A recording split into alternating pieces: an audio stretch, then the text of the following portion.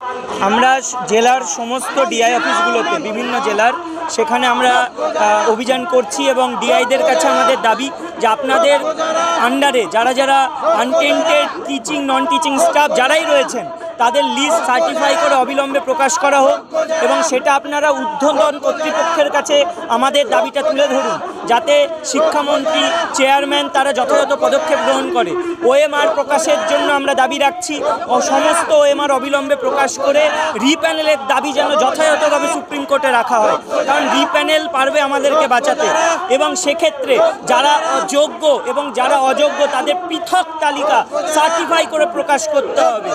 সেক্ষেত্রে আমরা দাবি রাখছি যে বিগত দিনে রাজ্য সরকারকে এসএসসিকে অনেক হাইকোর্ট হোক সুপ্রিম কোর্ট হোক তথ্য চেয়েছিল বা অনেক রায় দিয়েছিল, সেগুলো তখন মানা হয়নি।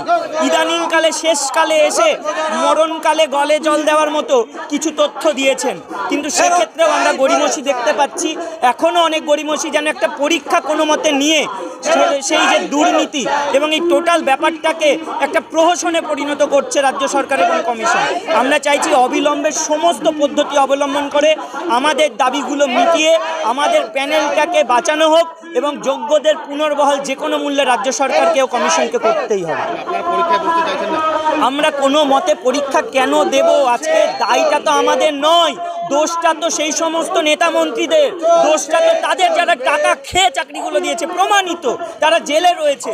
আমরা দেখেছি সেই সমস্ত অযোগ্য যারা প্রমাণিত তাদের ওএমআর ম্যানিপুলেশন থেকে শুরু করে র্যাঙ্ক জাম্পিং আফটার উইদাউট প্যানেলে নাম থাকা সত্ত্বেও চাকরি পেয়েছে।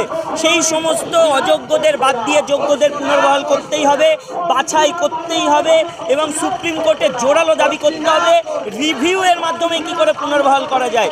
শুধুমাত্র একটা পরীক্ষা নিয়ে ধামাচাপা দেওয়ার উদ্দেশ্য যেন কোনোভাবে রাজ্য সরকার না করে, এটাই আমরা চাইছি।